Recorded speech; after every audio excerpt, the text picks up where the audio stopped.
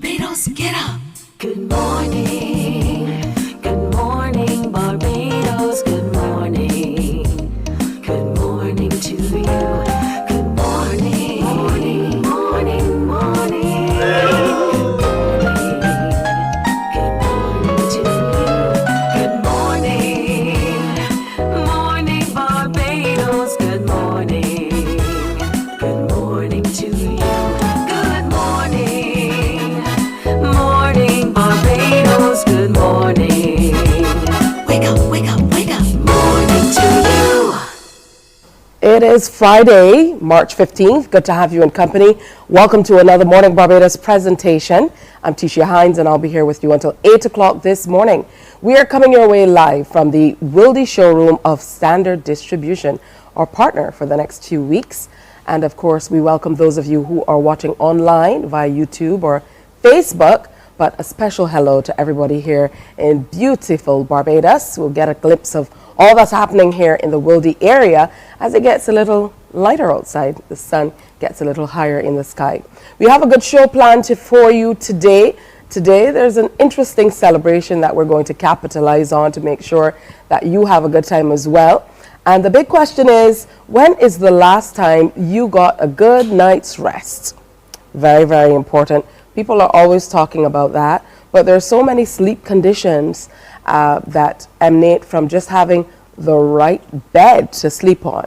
So what is the right bed? We're going to share that with you today as we look toward this observance. We'll have in studio Professor Timothy Roach and Dr. Alison Mears, and they're going to be talking to us about the annual event around that and how you can get the best sleep for equity in global health. We'll tie it all together for you. So that's some exciting times ahead. And plus, being here with our partners, no better place than to find a good bed to sleep on than at Standard, right? All right, that was a big sell, but you know how things go. All right, Afro dance, we'll be looking at that too. We have two Ghanaian dancers who are here for the Bridgetown International Arts Festival. Connecting Threads Dance Night is coming up this weekend, and we're going to tell you where you must go to be able to see them and how you can be a part of that. Plus, we are going to welcome Kimberly Payne, who is an interior curator here at Standard, and she'll be reminding you that you can capitalize on the promotion that we have going. All you have to do is to take a shot of a room in your house that you want some help with, an upgrade, an update, maybe an entire redo, and send the photo to info@standard.bb. And what they do is they look through them and they decide who's most deserving of the update or upgrade or redo. And you get to consult with Kimberly Payne and the expert here at Standard and get something new. So we absolutely look forward to that. It's a packed show today. So we're also going to share some tips and things with you. And you know we always have a little fun with food and beverage on Fridays as well as we prepare you for the weekend. But we want to start by telling you all about colon cancer awareness now that I've gotten through all these papers. So I want to go ahead and welcome Dr. Shabier St. John, who is a GI with a GI unit at QEH, and he is a colorectal surgeon. Also here is Michelle Howell, who's the nurse in charge in the GI unit, and Esther Sargent, who's the health promotion nurse for the Caribbean Colon Cancer Initiative. Good morning to all of you and welcome.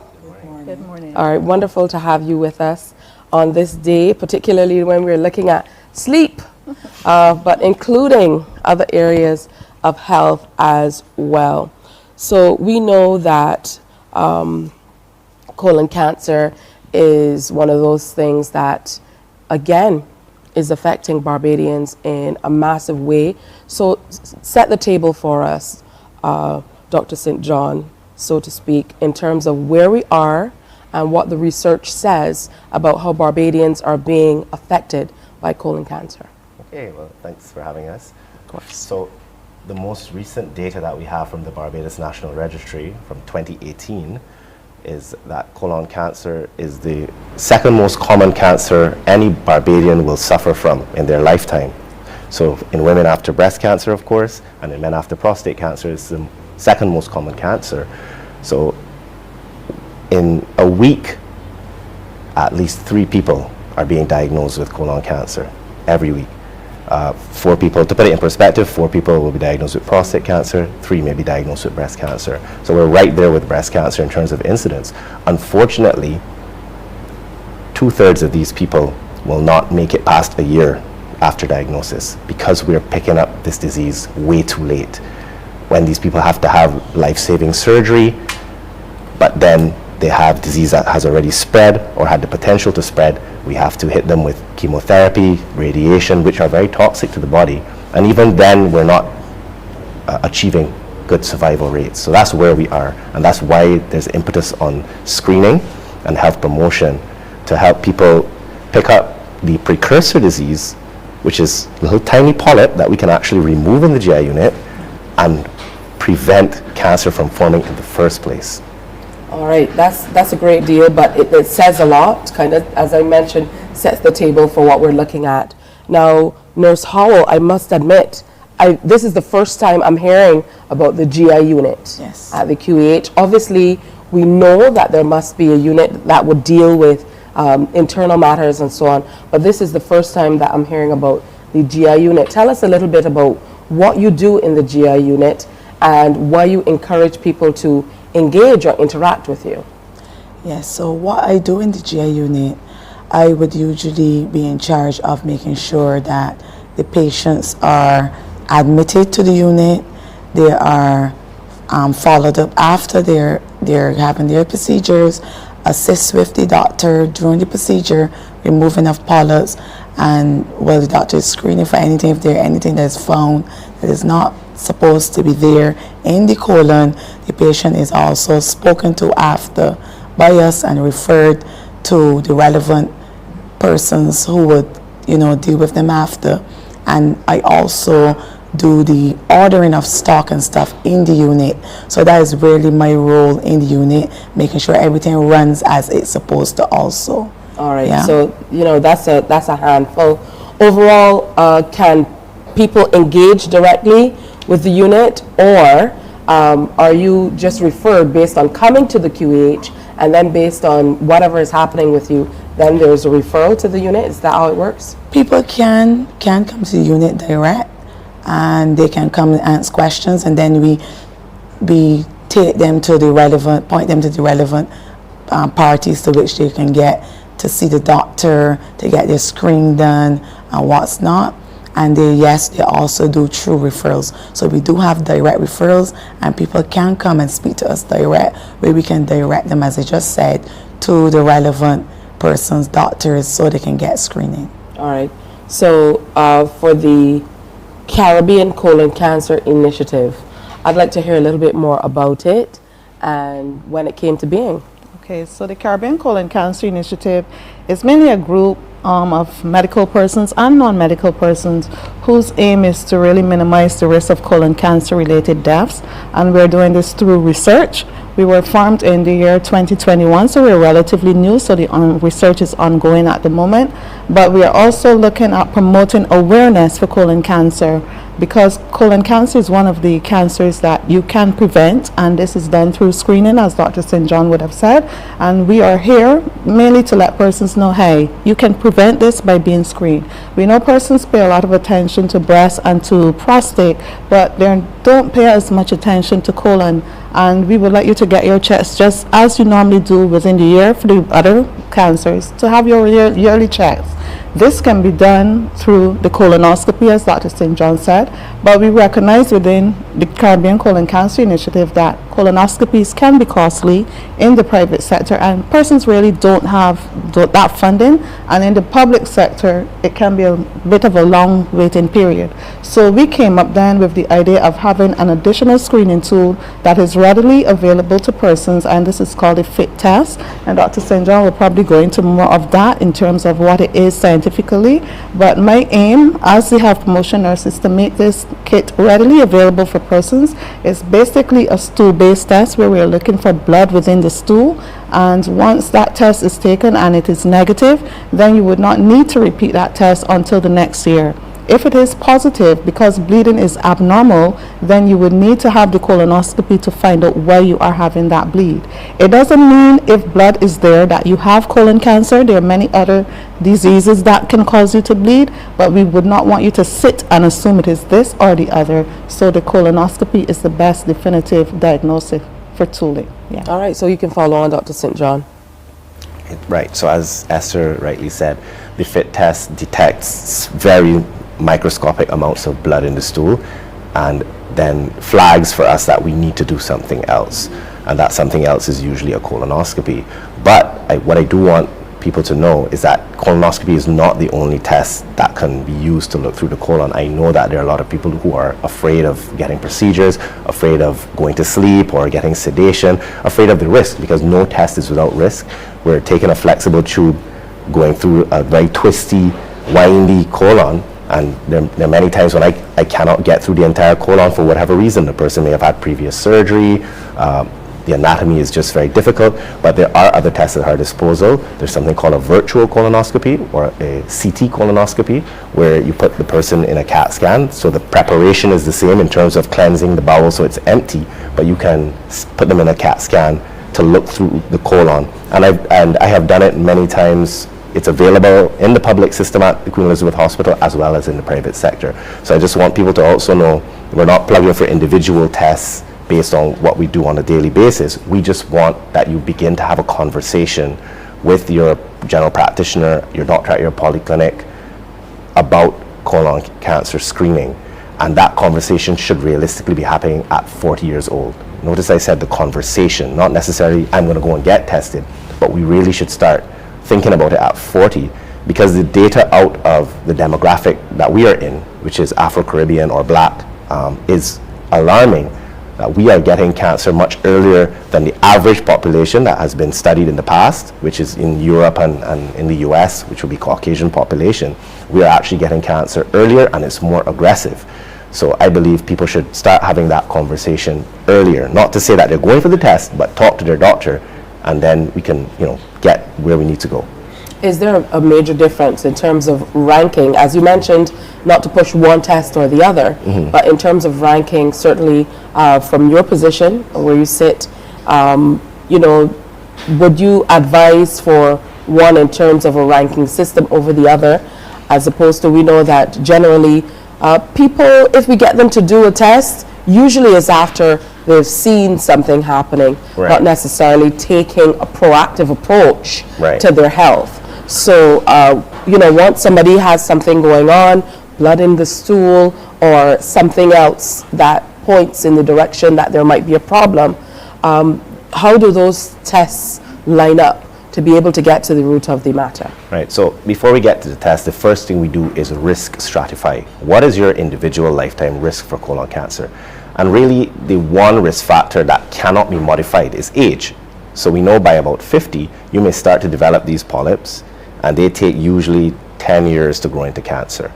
So everyone is going to hit 50 if they, are healthy and well, and they're going to have an average risk. But then there are people who will have a high risk. So you have a family history, if you have a prior history of polyps or cancer, or if in your family people had colon cancer at a very young age, then we know there's probably a gene in your family that is predisposing you to that. So people who are of average risk, we would recommend the FIT test or the colonoscopy. Really, at the end of the day, you can choose which one is right for you based on cost, availability, and how you feel. Each test has its pros and its cons, obviously. For those who are high risk or increased risk, we would recommend straight to colonoscopy, because we think that there is likely to be something, more likely than not, to be something in their colon. All right, again, in terms of ranking, that would go age, heredity, and down the line. Yes, but the colonoscopy is the gold standard, because you look at the lining of the colon, and if you see anything, you can take it out or take a piece to send it to the lab. So it's very sensitive and specific. The stool test, is less sensitive and specific, because that thing in the colon has to be bleeding at that point when you do the test. So that's why we recommend it be done on a yearly basis, so that you have a larger sample size over time to pick up something. Nurse Howell, a colonoscopy can be quite uncomfortable. to prepare for. I don't think the actual thing itself, once people have it, I've had people in my life who've had the test done. So I know preparing for it can be a little difficult. What are patients telling you when they come in terms of when you engage with them? What are we missing as Barbadians? Is it strictly the screening, or are Barbadians looking past other signs that might be there? I realize that a lot of people in Barbados, and I think maybe over the world, but I'm dealing with Barbados, they don't pay attention to their stools and their bowels, as we will know. And I find that sometimes there's some that by the time they come, it's either already happening, or there is an issue which is such as bleeding, or they already have signs that they would have ignored, because a lot of people, as I say, they ignore their bowel movement, they ignore their bowel habits. So what I would say to say this now is to try to pay more attention to your bowels, pay attention to not only just your bowels, pay attention to your eating habits, pay attention to your diet, your weight, because sometimes you can have rapid weight loss, and just always look back in the toilet. A lot of people don't look back, and they need to look back and examine, just look back and examine your stools, the color, the consistency, if it decreased, if it increased in diarrhea. So that's the things I find that is not happening in the Barbadian public. Yeah. Right. I'm happy to see that there's a Caribbean Colon Cancer Initiative and a health promotion nurse. But, over time we found that there really hasn't been enough emphasis on this area. So for you, how have you found the response has been to this initiative in terms of getting the information out to people? I don't know if there's any empirical data that then Dr. St. John can kind of subsidize with what you share with us about how these efforts are paying off.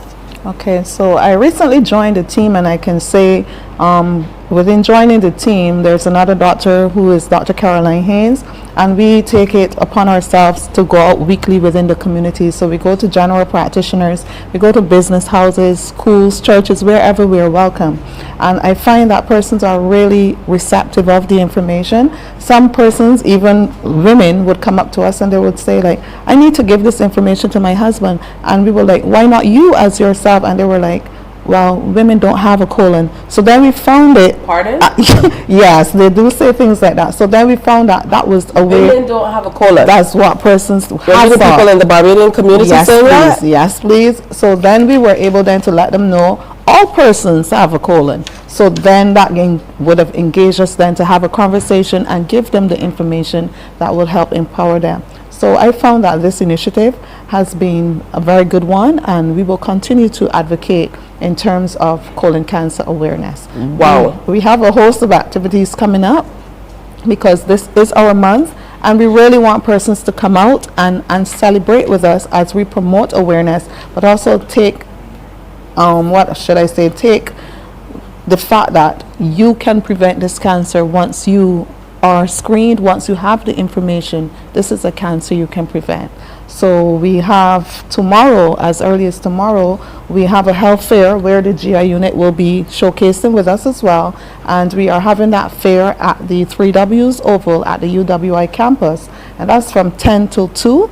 And we would have a host of other persons partaking in this fair, Cancer Support, Cancer Society. So persons really understand that, this is something you need to take seriously as well.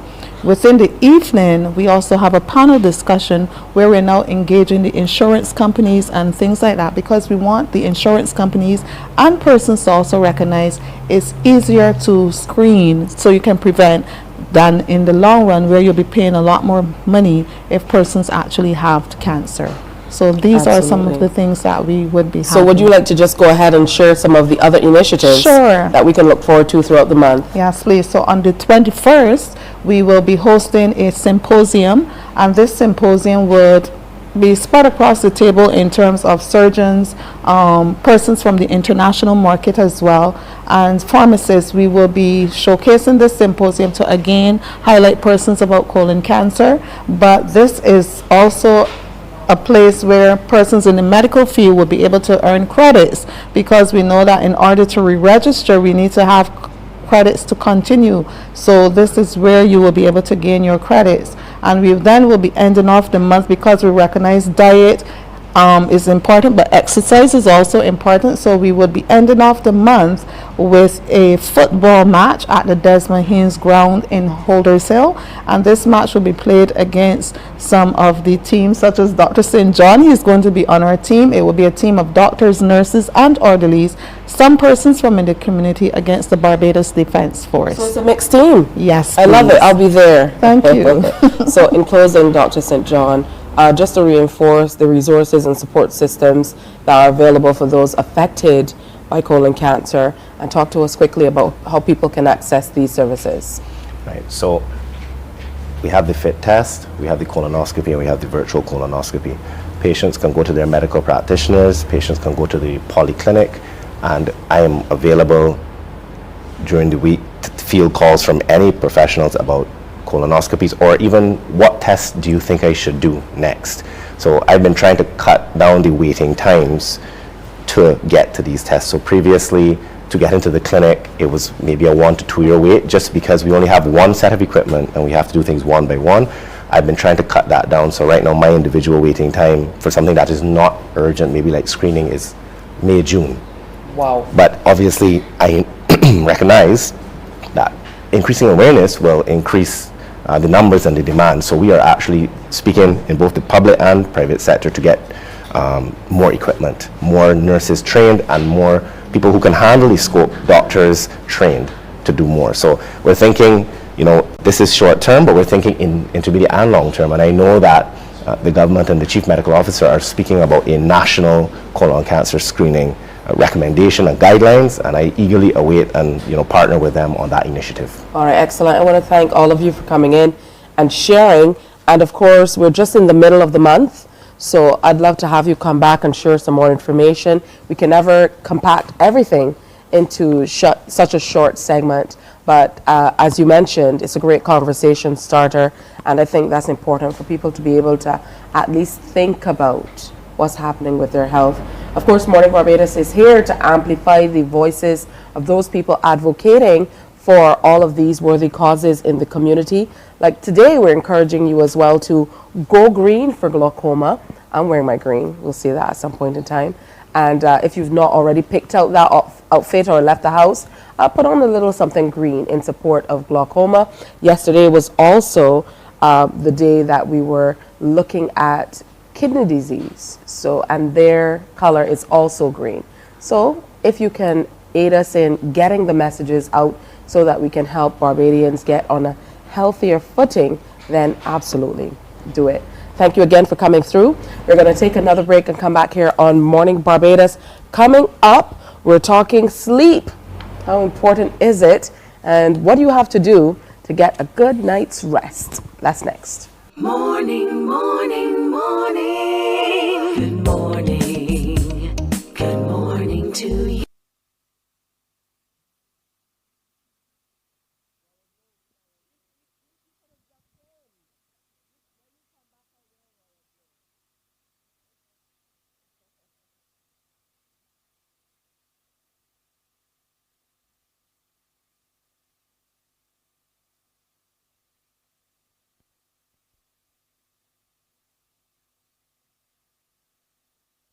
It's your lifeline.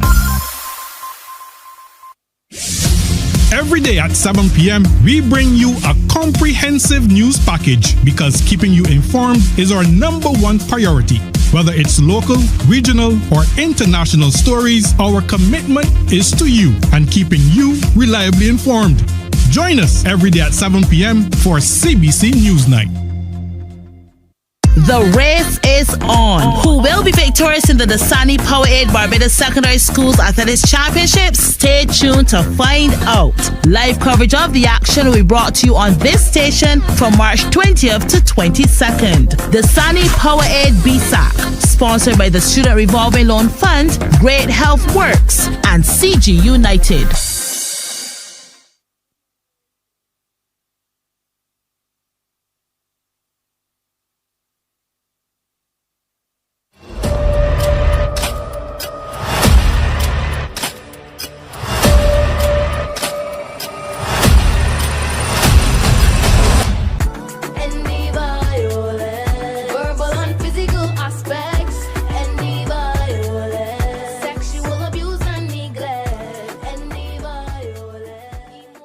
The facts say Morning Barbados reaches an audience of over 50,000 and Newsnight reaches over 56,000. It's simple. When you advertise, you're getting your message to over 50,000 of your potential customers. Make the call to CBC Sales Department today and watch your business grow. Contact us at 467-5559 or email marketing@cbc.bb. From the beautiful shores of the gem of the Caribbean, Barbados, home of the amazing Harrison's Cave, the tantalizing Oystins Bay Garden, our historic garrison, the indigenous road tennis, and the friendliest people in the world.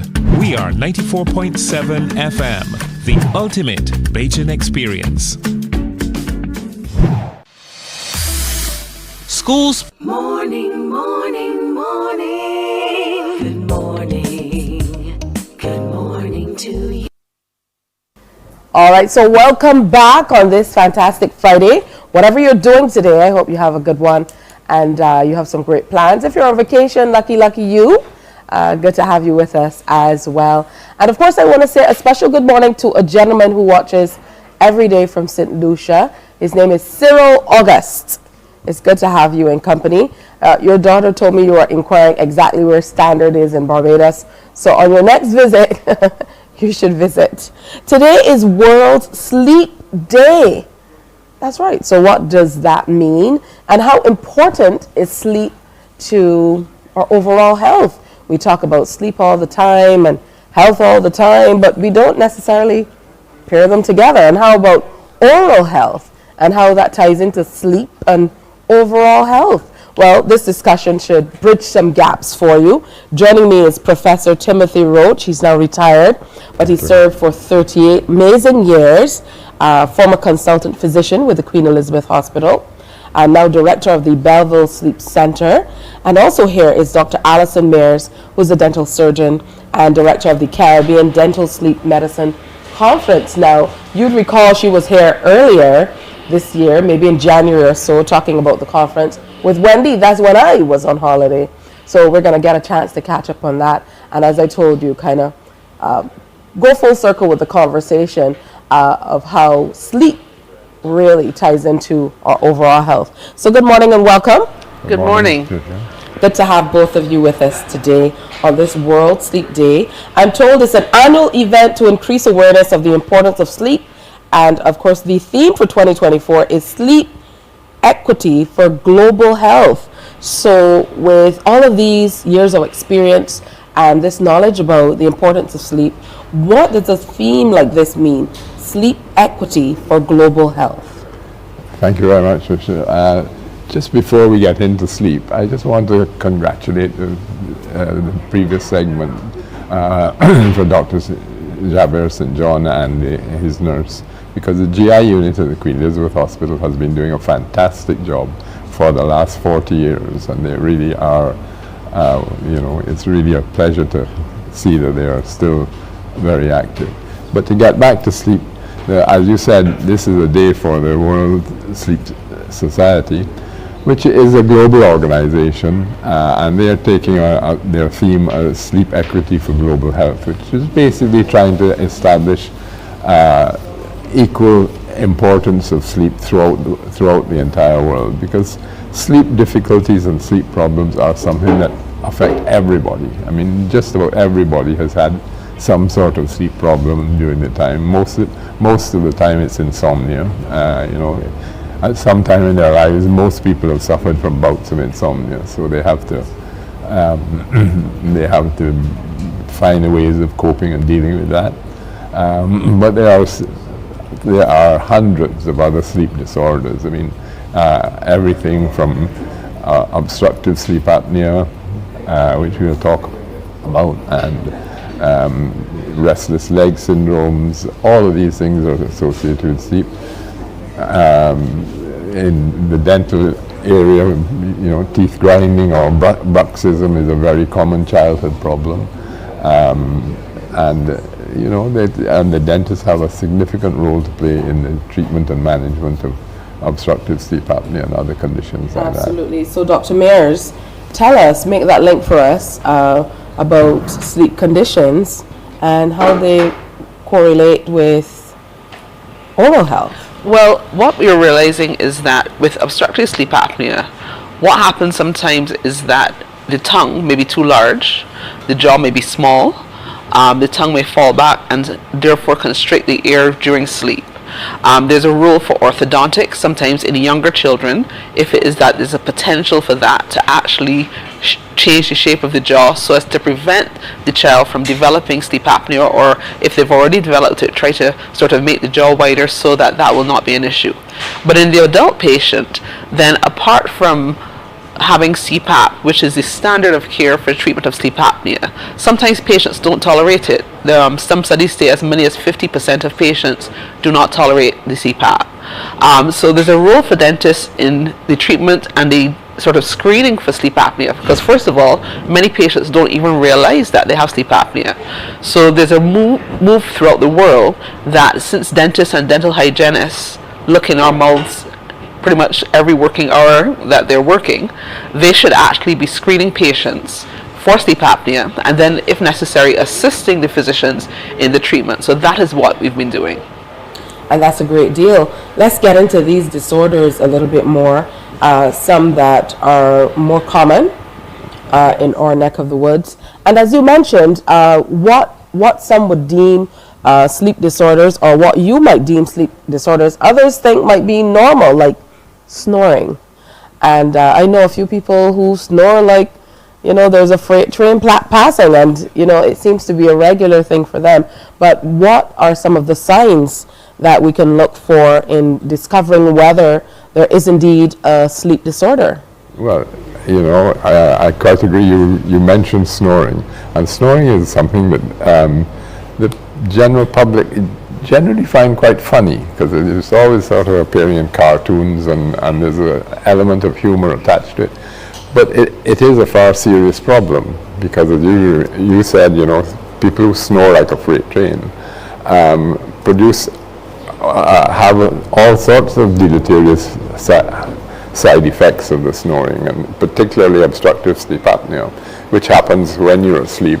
And when the snoring stops, there's a pause, and then they start again with a gasp and a snort, and they go on, and during that pause is when they're not breathing at all. And as a result of that period of not breathing, their blood oxygen level falls, and that in turn produces a whole set of stress hormones that result in high blood pressure, diabetes, can contribute to strokes, heart attacks, can predispose to Alzheimer's disease, and there's an ever-increasing list of medical conditions. All of that is for sleep disorders or for a lack of quality sleep?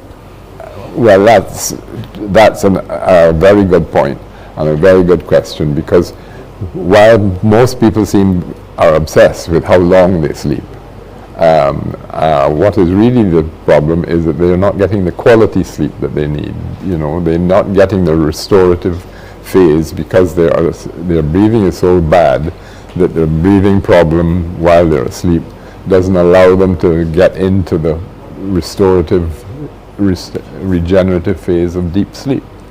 And that's what results in all of these health problems going on.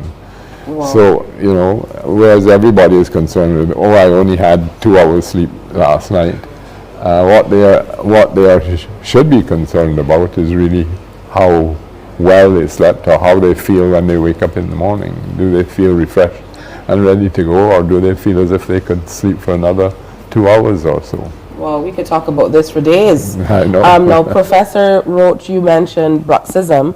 So tell us a little bit more about that. Is that more common in children, or do you see it going, running the gamut of all ages? Yes, so it runs the gamut of all ages. Bruxism is really what we call the grinding of the teeth. And what we're understanding is that it can happen definitely for dental problems. So if a tooth is in the way, a tooth has moved into a bad position, sometimes people may grind on them. But we're also realizing that sometimes bruxism may be a sign of the same sleep apnea, because in the moment when the person is trying to breathe, they may start moving their jaw and grinding their teeth before they eventually open up and gasp for that air. So instead of just seeing it as purely a dental problem, we're now actually looking at the person with bruxism and just trying to make sure that before we only treat the bruxism, make sure that they don't have sleep apnea as well. What about a lot of the times, and particularly with younger children, you see when they go to the orthodontist, they have a whole set of apparatus in the mouth. How does this tie into the quality of sleep they're able to get? For me, sometimes it seems a little concerning. You have a tongue guard and all of the other apparatus that goes along with it. Children are a lot more adaptable than we give them credit for. I mean, it's not just children, even with adults. It does take a period of getting accustomed to, don't get me wrong, but it's not necessarily as harmful as you might think. Yes. All right, well, that's good stuff. When we look now at sleep deprivation, how does that tie in with everything we're talking about, or not getting, I know you mentioned quality sleep, but there are some people who suffer conditions like insomnia, for example, and they truly aren't able to sleep. There are so many people brought on by a plethora of things. I know these days a lot of people are talking about blue light and kind of doom scrolling on Instagram or TikTok or whatever the platform is that would be the one of choice, and how that is tying into the lack of quality sleep that people are able to get. Well, you're quite right. We could talk about sleep deprivation for days, but the real problem is people with insomnia, particularly people with chronic insomnia, because insomnia can affect anybody. I mean, if you have a traumatic life event, it disrupts your sleep, can disrupt your sleep for days. But chronic insomnia, which is insomnia going on for longer than 3 months, is a very difficult problem, and their treatments are very available. I mean, if you go to your GP, almost always they will give you sleeping tablets, which are very good for getting over the acute phase of insomnia, but are not so good for treating the chronic insomnia. And what they need is they need counseling and advice on what to do, what the psychologists call cognitive behavior therapy for insomnia, which is what the American Psychological Association recommends for treating insomnia. And I mean, it's a long-term treatment in many cases. What are some of the warning signs when it comes to oral health that we're looking for in determining whether what's happening here can be contributing to sleep deprivation or pointing to the fact that you might have a sleep disorder? So we look at the tongue, the size of the tongue. We can also look at the border of the tongue, because the border of the tongue should be smooth. We might see that the tongue is scalloped, and that may be a sign as well that the tongue has been pushing against the inner surfaces of the teeth. That can also happen with bruxism. We look at the surfaces of the teeth, and if the teeth are worn down, so ideally you should have nice sort of rounded cusps, but if those cusps have become flat, that might be a sign of bruxism. What we're also doing is something called the Mallampati score, where we're looking at the very back of the throat when you say ah, and we're just looking to see how much of the back of the throat can we actually see. Can we see that lovely little uvula hanging down, and are your tonsils there? Are the tonsils obstructing the view of the back of the throat? Sometimes we say, we see absolutely nothing. All we can see is tongue and palate. And that gives the patient a Mallampati score of 4, which means that they're much greater risk of being sleep apnea. Before we even do that, there's actually the dialogue with the patient, the questioning. Do you snore? Are you aware if you snore? Do you feel rested at when you wake up? And then after that, depending on what the score is, there may be then the collaboration with the sleep docs for them to actually then evaluate those patients. Professor Roach, are there any practical tips then that you can offer for improving your sleep or getting that quality sleep that you need? Well, the basic thing about sleep is to make sure your environment is correct, and you need to be sleeping in an environment like a cave. It needs to be dark. It needs to be quiet. I mean, you sleeping with the I can traffic do dark. roaring Quiet. outside, and it needs to be cool, you know, because hot nights like we've been having recently are not very inducive to sleep. But if you really and truly can't sleep, one of the basic things to do is you're trying to reset your brain, okay? Because it's your brain that's keeping you awake, and you need to sort of reset it for the brain to realize that when you're in bed, you're going to bed to sleep. So if you can't sleep after 20 minutes, the thing to do is to get out of bed, go into another room and read a book or something like that. Don't lie in bed and pick up your phone and start going on social media or pick up your tablet, because all of those give out blue light, and blue light inhibits the melatonin, which is the hormone that partially controls the circadian rhythm, which you need to get into properly to get a good night's sleep. We've heard a lot about how blue light can impact what you do. Are you suggesting then that in order to get that quality sleep, you really should take all of those things out of your room and leave them somewhere else? So you said like a cave, dark, quiet, and cool? The television should not be in your bedroom. You should not be, able to reach out and grab your phone, because of course when you can't sleep, it's non-intuitive to be told to get out of bed and go somewhere else, because you think, well, what's the point? I'm trying to get to sleep. But the more you try to get to sleep, the less likely you are to actually fall asleep.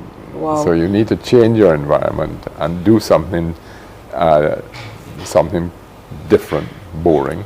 I think it says that we have to have far greater respect for the act, for sleep, and not include all the other things that we do. Final word from you, Dr. Mears, on any advice for people who are looking on about getting that quality sleep they need and taking care of their oral health all in one fell swoop. Well, I think just don't be afraid to have that conversation with your doctor or your dentist. We're here to help. We're collaborating because we see there's a need, and definitely we want to help persons in getting good sleep and also reducing the potential for the other illnesses if they don't get sleep. So please share. Again, thank you, Professor Timothy Roach, Dr. Alison Mears. Remember, you can visit the website worldsleepday.org. That's worldsleepday.org. The theme for 2024 is sleep equity for global health. If you're anything like me, definitely don't get enough sleep. Yeah, I have to look into it. But I have 3 words here that I will try resetting the brain with this weekend. Dark, quiet, and cool. And leave everything else outside of the room. That means no people, nobody, just me. Dark, quiet, and cool. Get some rest. Yes? Thank you. And happy World Sleep Day. Thank you very much. Thank you very much. All right. We're going to take another break here on Morning Barbados and come back. There's so much more to happen. So stay here. Morning, morning, morning. Good morning. Good morning to you.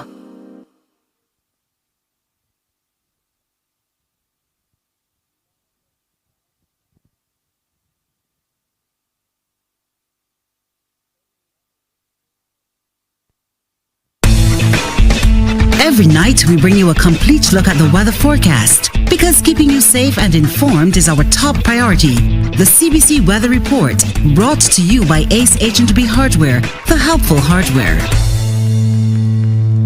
Morning Barbados is on the move, and we're coming to you every weekday morning from right here at the Standard Showroom in Wildey. Now, together, we're giving you an opportunity to win.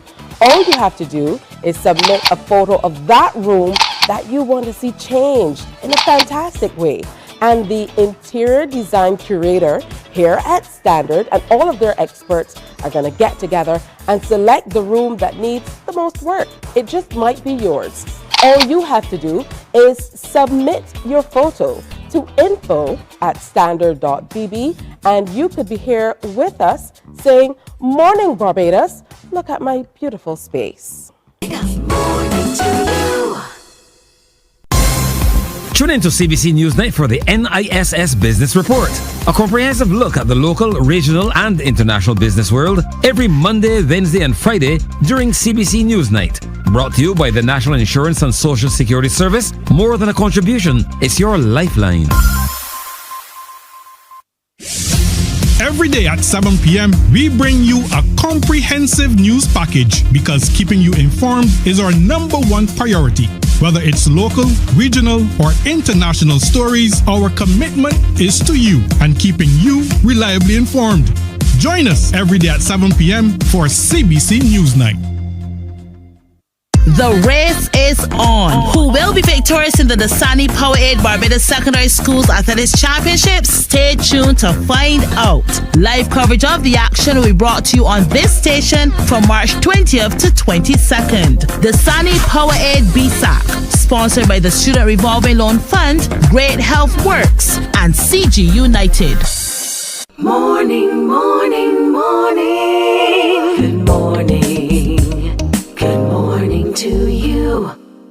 So welcome back to Morning Barbados. Today we are all in our green as we observe glaucoma awareness. So make sure you get your checks done. It's vitally important. Make sure you do that, all right? So we've been talking about all manner of health and things. Today is World Sleep Day, and we're pleased to take a little break to bring something in that can contribute to your overall health. We're talking about dance in the context of the upcoming Bridgetown International Arts Festival night. That's connecting threads through dance.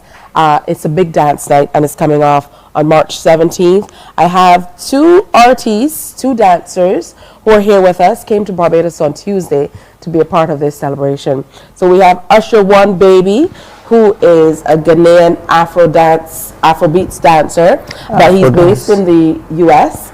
And we also have Afronita here with us this morning, and she's based in Ghana. Yeah. So welcome, good to have you in Barbados. Thank you. Yeah, you two look like you could be Bajans. I mean, the faces look familiar, but the faces and everything looks the same. Yeah, that's the way it goes. So good to have you here with us. Thank you for having us. Usher One Baby, tell me a little bit about how you got into dancing.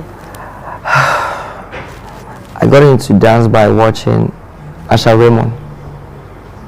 Asha Raymond is my... I guess that. Yeah, so basically I got into dance by watching him. That is how I got into dance. What about you? By watching videos on YouTube, because I was more of an introvert when I was growing up, and that was where I found joy. So I realized that was my passion, and that was what made me happy. Yeah. Oh, that's beautiful. So the online space was your introduction to dance. How then were you able to bring it home in the way that we're now kind of classifying it as Afrobeats dancing? Because obviously then you would have infused all of what you know and made it your own. Yeah, so basically it is not Afrobeats. So it's two things. It's Afro dance and Afrobeat. So Afrobeat is the music. We don't do the music. We dance. But before then it was called Azonto. So Azonto is the real name. But because every African country has their own local dance, we have to change it to Afro dance. So we all dance to Afrobeats. All right. How then do you kind of merge the two is what I'm asking you. Because you said you got into it from watching Usher Raymond, for example. He's not an Afro dancer. He doesn't necessarily do Afro beats. He does hip hop. If you care to stipulate the differences or the subtle or major differences, however you see it. So how then do you make it home and bring it home to be this Afro dancer then, just by virtue of descent? Yeah, so watching Usher Raymond, we all know Usher does hip hop. But back in Ghana, not everybody does hip hop. It is more of the traditional, but you have to have knowledge of what he's doing. Like you really have to have passion for it. So that is where I got it. But again, going forward, you have to make sure that you learn your traditional dance to understand what you are doing. Once you are doing hip hop, you are doing the traditional dance. Hip hop, traditional dance, before the Azonto came in. So you have to blend everything together. Talk to me a little bit about Azunto. Let me come in. So, with my style of dance, I mostly call it Afro pop because Afro pop is pop. Okay. Afro pop is Afro dance, but with every other popular move. So it includes hip hop, it includes dancehall, any other type of dance, any genre of dance mixed together is Afro pop, and that's the style that we do because it's a fusion of. Probably you see me doing a choreography with a little bit of hip hop, a little bit of salsa, a little bit of dancehall. That's Afro pop, and that's the kind of dance that we do, but we make it look like Afro dance. So if the hip hop move is maybe this, we'll do it in a particular way that looks Afro dance. Okay. Yes. How have you been able to share this with the world? Has it been through various social media platforms? Is there one over the other that has helped to propel you to the place where today you are here in Barbados to perform this weekend for an event? Okay, so I'll say social media has been like a very, very good and helpful platform for me because all I do is to record videos, create content, put it out on social media. God being so good, I've been able to gain over 5 million followers across all my social media platforms. So people from different aspects of the world see your videos, they want to learn, they reach out to you. I want to learn how to dance. I offer online dance classes. I go to countries to teach how to dance. I've been to Nigeria, I've been to Dubai, I've been to Tanzania, UK, Barbados, yes, and France to teach dance. That's how well people want to learn the culture. So yes, social media has played a vital role, and traveling to countries to have workshops to have played a vital role. There's been a big interest in the last 2 years. I dare say in the last 5 years or so is increased exponentially in terms of the world's eye looking at Afro beats, Afro dance. You know, how do you think this has tied into what you've been able to do and the interest that is now created from around the world and people wanting you to come travel and perform your style of dance? For my side, I always want to project the word Azunto. I'm saying that because that is where we all came from. All African countries got the idea from Azunto. So we use Azunto to communicate. Just like music, they also use music to communicate. So it has really helped me, especially been traveling all over. In as much as now it's been changed to Afro, I try to make sure that I let people understand the difference between the Azunto and Afro. So you know what you are doing. Just like she said, her own is Afro pop. You can get hip hop in it, you can get dancehall in it, you can get this. But with Azunto, it's like the mother. So Azunto gave birth to all this genre of dances that you see around the world. And it's really helping. For me, for her, it's really helping. Now I'm wondering why they tethered you to the couch, because with all this talk about Azunto, I'm thinking, well, I need to see exactly what it looks like, the basic steps or something. So, that's absolutely. So I don't know if you can demonstrate a little bit of or something from that couch. From the couch. So Azunto basic step is back basic. You just have to step back with your right and left. It's just this way. Bend down a little bit, then go this way. Where's my camera? Your camera's everywhere. Don't worry about it. So this side, I'm here. So it goes this way, back and back. So back basic. So you just, that's the word Azunto. Yeah, you make it look simple, but it is simple. You can do it, but all of this is coming up this weekend as a part of the Bridgetown International Arts Festival. Connecting Threads is the theme. What does that mean for you to be able to come to Barbados? And I don't know if you've heard about Barbados before, but tell me about that connection. And then you're here now. All right, so it's actually my first time in Barbados, and because of this whole program, it was my first time hearing about Barbados. And I'm actually very excited because I find joy seeing a dance community and meeting all the dancers here, seeing their passion for dance, getting to work with them. It has been amazing. Honestly, I can't wait for a performance on Sunday because it's a sweet one. It's a sweet one. Come on, man. Guys, put on some Afro beats in the back. Take these mics off. You have to take us out with a little dance so people at least know. We need that the proper demonstration of the Azunto. So who knows? We might be able to get you to come back on and do a little bit. Anytime, yes. I won't try. We are in town, I can admit I have 2 left feet. 2, not 1. So yeah, I enjoy watching, but I look forward to seeing both of you bring Afro dance and share how Azunto has influenced all of the dance that we see emanating from the motherland. It's good to have you here in Barbados, and I certainly hope that you will share with your peers and beyond, and those 5 million plus followers across your platform, all about all the wonderful things you've been able to share and do here in little old Barbados. Yes. It's a beautiful place. Can I have this water? Perrier water is here for you, of course. That one is grapefruit. I'm sipping some strawberry in my cup. Okay. Yeah? Which one is my camera? All of them, right? They have you. Okay. Ladies and gentlemen, let's do this. You ready? I'm wondering what's happening.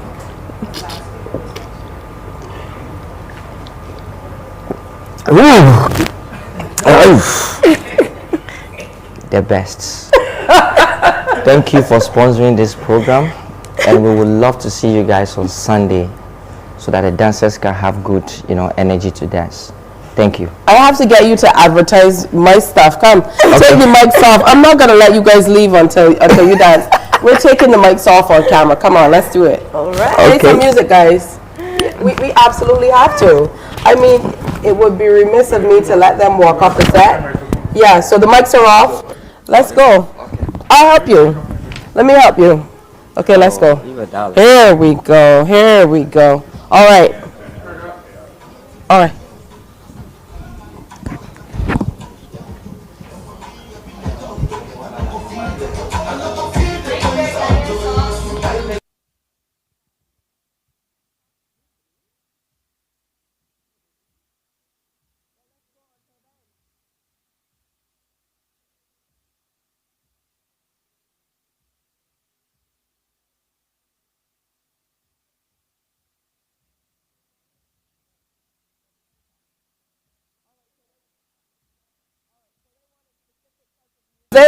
So we're going to try to get some of that specific type of music for them to be able to perform to. But it's all coming up this weekend. They're going to be performing at the Bridgetown Arts Festival. So make sure you come out and get a little bit of that dance. I'll step aside. Is this it? No, yeah, come. No, I can't. 2 left feet, look. Okay. Come. Okay. Okay, let's see. Yeah. Okay, so I'll teach you the basic dance. Basic. Stretch out the arm and pull it. The right one like that. So This way. 1, throw, and then you bring your left to your mouth like that. Oh.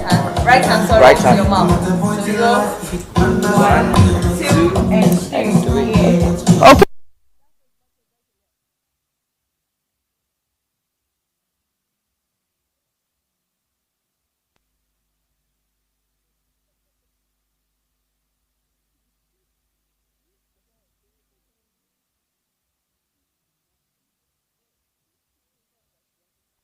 Down.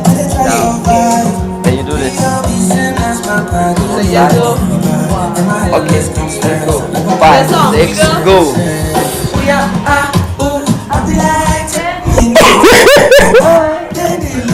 you go. 1. Again. Drop. Drink. Then go down. 7. 3, 4, and 1. Again. We need to teach you that way. I'm sorry. Just go. I'm lost! So Banana. from here, you go 1, like 7. Morning, morning. Good morning. Good morning to you.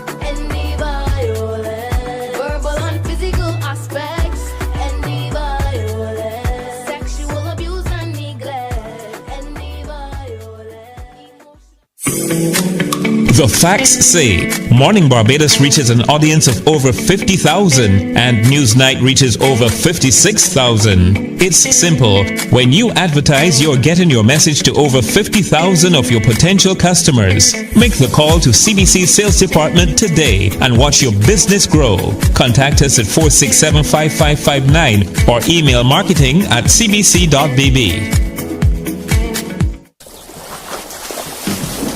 From the beautiful shores of the gem of the Caribbean, Barbados, home of the amazing Harrison's Cave, the tantalizing Oystins Bay Garden, our historic garrison, the indigenous road tennis, and the friendliest people in the world.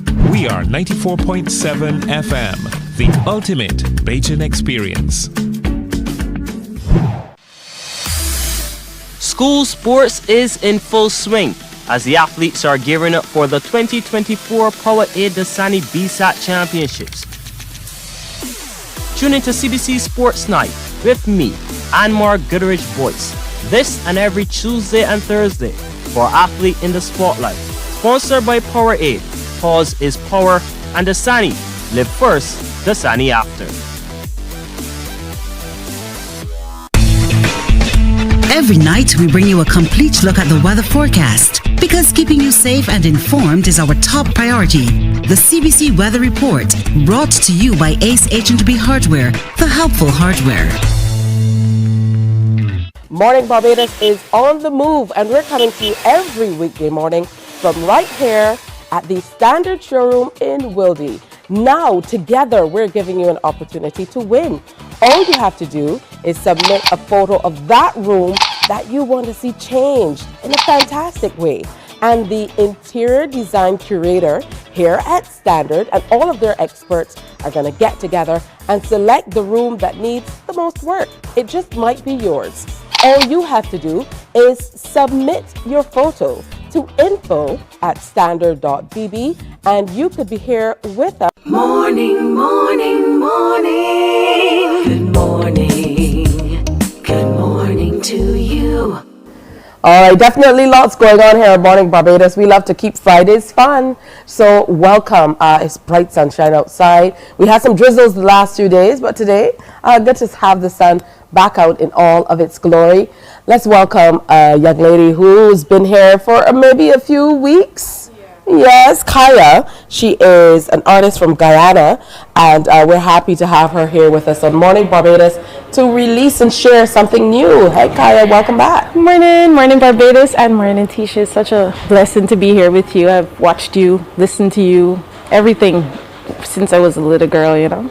Oh, thank you so much. It's good to have you with us too. Yeah. And we've communicated over time online. Yes, we do. And via email, sharing your music through the years. So talk to us about your music career.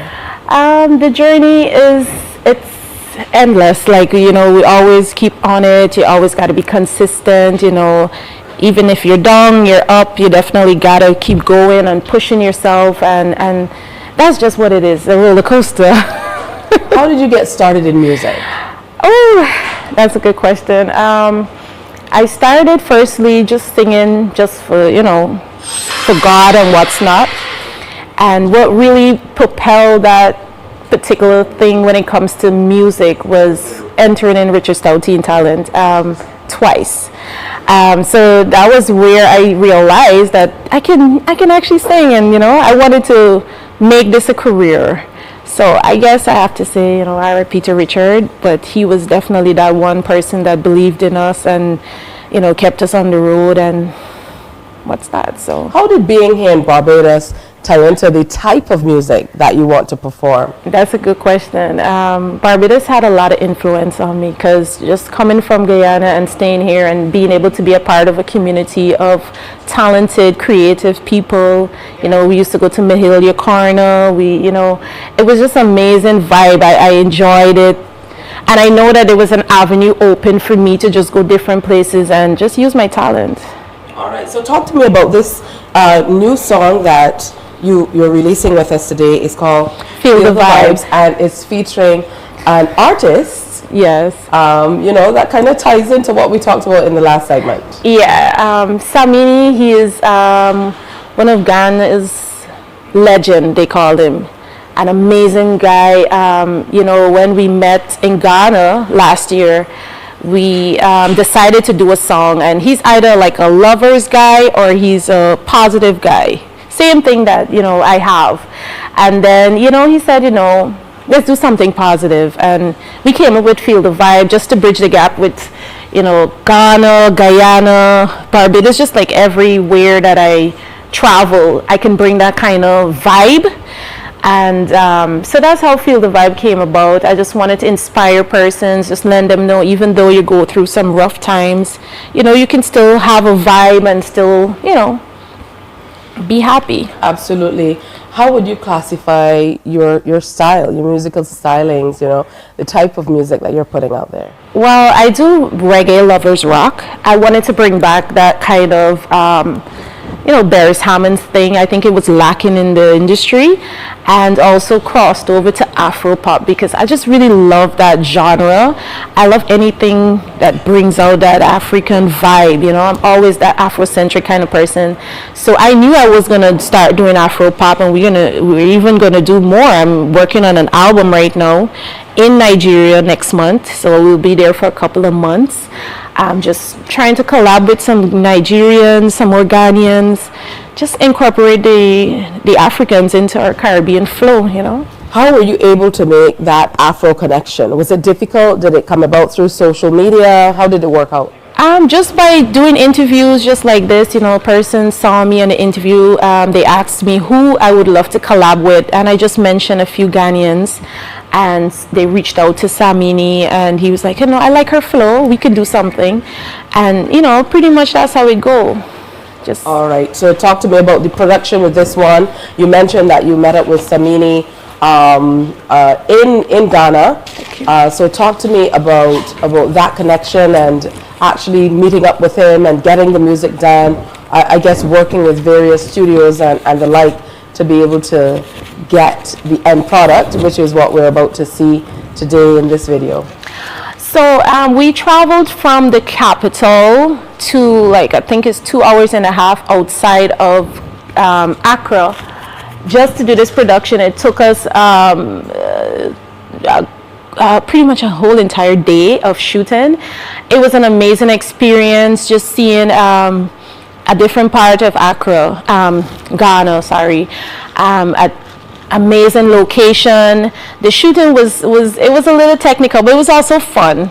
You know, we meet so much people. We shot the starting of the video in the market area, and, you know, it was interesting. It was really interesting. Like, I would definitely do that again, but the sun was just like really hot. It's like the hottest continent, so I was like sweating. As you can see, I'm also sweating.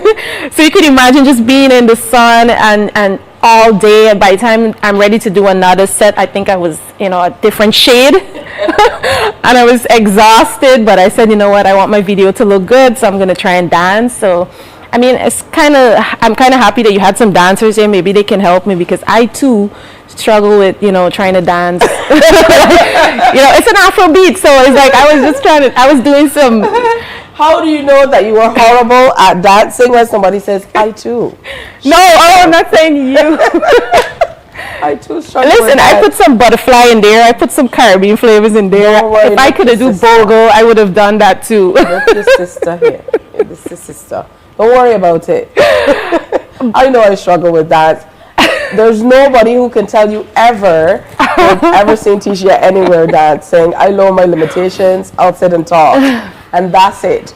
All right, so you know, always great to see you. We're gonna wrap up with Keisha Thomas, aka Kaya, in just a little bit. A homegrown Guyanese artist or Caribbean artist, presenting something new and fresh and vibesy that she's been able to do across the seas. She connected with someone from the continent and made it happen. Let's check it out. It's called Feel the Vibes, Kaya and Samani.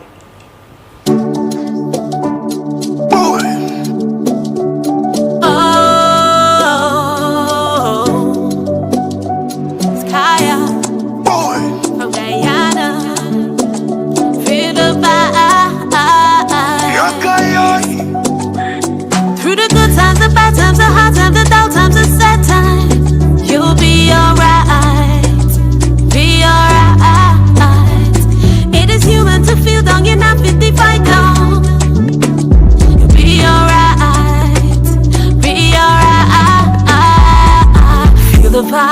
feel the vibes. Stay alive, stay alive, oh, feel the vibes, feel the vibes. Stay alive, stay alive, oh, feel the vibes, feel the vibes. Stay alive, oh, feel the vibes, feel the vibes. Stay alive, yeah. In the dark times there is a bright side. In the left side there is a right side. In the bad times you still hold a vibe. Push your head up. In the dark times there is a bright side. In the left side there is a right side. In the bad times you still hold a vibe. Push your head up. Being rough, we learned a few lessons. Schooling on the road, we asked a few questions. Tried a few sessions, solved a few puzzles. But whatsoever became the real hustle. Big city full of churches. To shine your eye, no be stay play. Keep your eye on your money and your money for your pocket. Cause your money go fly like a rocket. 1 time, 2 tests, 3 times for the winner, make we pop champagne, oh. Pop champagne, oh. Life is good. 1 try, 2 tests, 3 times for the winner, make we pop champagne, oh. Pop champagne, oh. Life is good. In the dark times there is a bright side. In the left side there is a right side. In the bad times you still hold a vibe. Push your head up. Life is good. In the dark times there is a bright side. In the left side there is a right side. In the bad times you still hold a vibe. Push your head up. Life is good. This year you can drain my energy. Me no want see no enemy. Simple and sweet, make me dance to the beat. Cause you know you can feel my energy. Putting out the vibes, no more sad times. Sunshine, no more hard times. No fear, this is your day. Have faith is all I can say. 1 time, 2 tests, 3 times for the winner, make we pop champagne, oh. Pop champagne, oh. Life is good. 1 try, 2 tests, 3 times for the winner, make we pop champagne, oh. Pop champagne. Morning, morning, morning. Good morning. Good morning to you.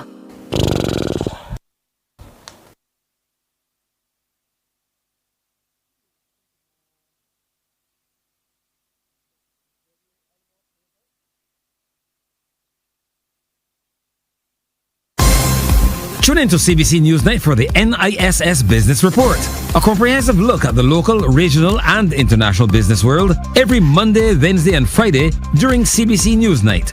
Brought to you by the National Insurance and Social Security Service. More than a contribution, it's your lifeline.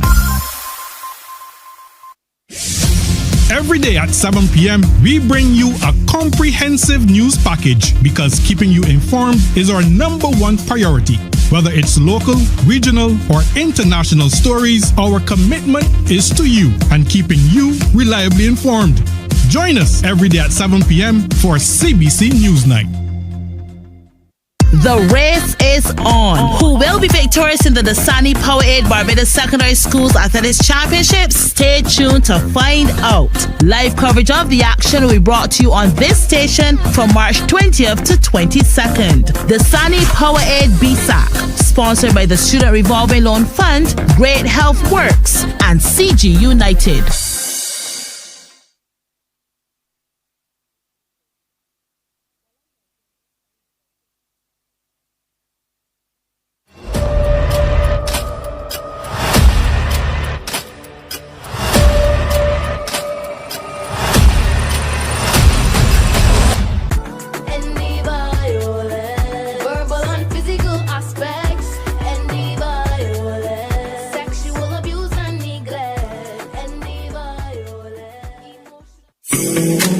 The facts say Morning Barbados reaches an audience of over 50,000 and Newsnight reaches over 56,000. It's simple. When you advertise, you're getting your message to over 50,000 of your potential customers. Make the call to CBC Sales Department today and watch your business grow. Contact us at 467-5559 or email marketing@cbc.bb. Morning, morning, morning. Good morning. Good morning to you. Welcome back. Good to have you in company. We are live from the Standard Wildey showroom.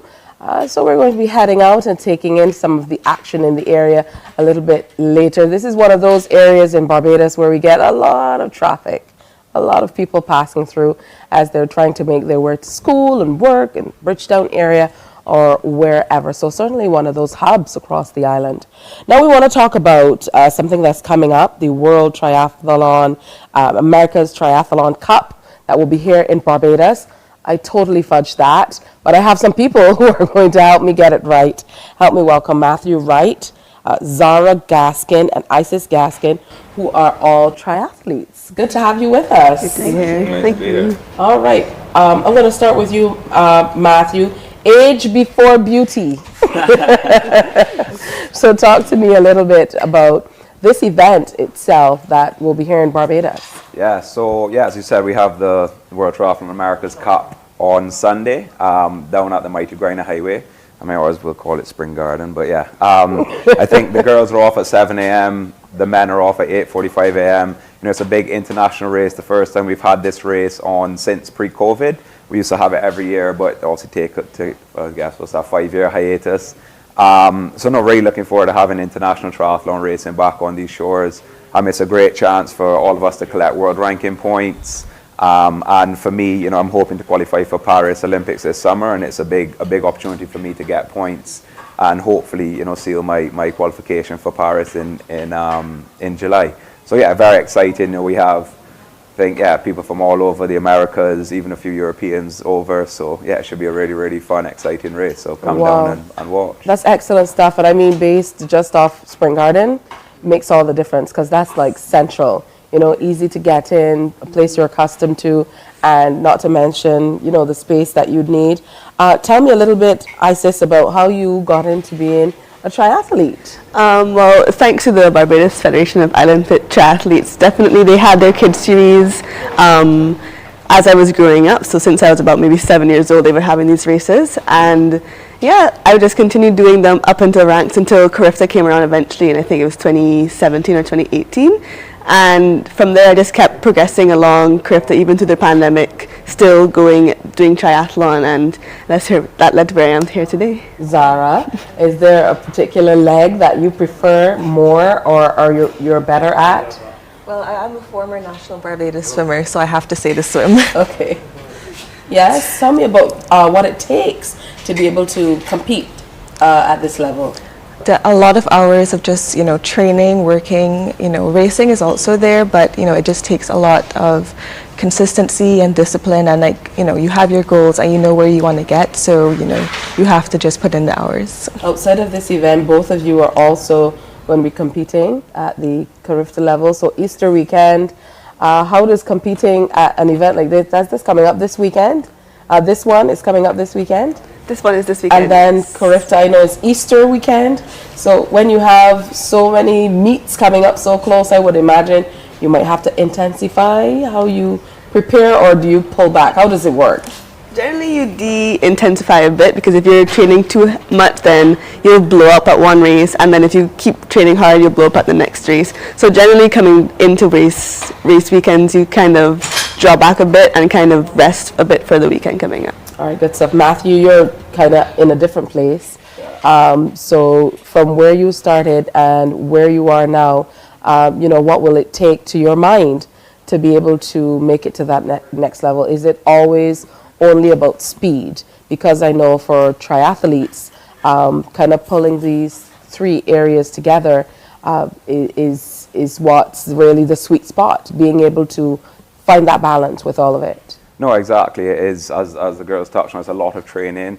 Probably a little bit less speed. You'd be surprised how kind of overall little speed you need. We're training 25 plus hours a week. So if I was just flying around every single day, you'd just be in a coffin, within a few weeks. So no, it's a lot of training, a lot of discipline, a lot of focus. And it's quite monotonous, but I think you have to kind of find joy and beauty in the monotony of it, because it's, I'm doing 17, 18 sessions every week for 50 weeks of the year, so it's it's very tough coming from these girls this age, like when I was younger, and now I'm not so young, but slowly still working hard and trying to obviously help out the youngsters as best I can to let because I've kind of trod on the path that I think they're all hoping to trod, and give them my experiences and kind of let them not have to make the mistakes I had to make when I was younger, so yeah, it's a fantastic sport, but it's definitely not for the weak-minded or the ill-disciplined. You know, you have to have a lot of focus and a lot of discipline to do this every day. Absolutely. You're BOA Senior Male Athlete of the Year,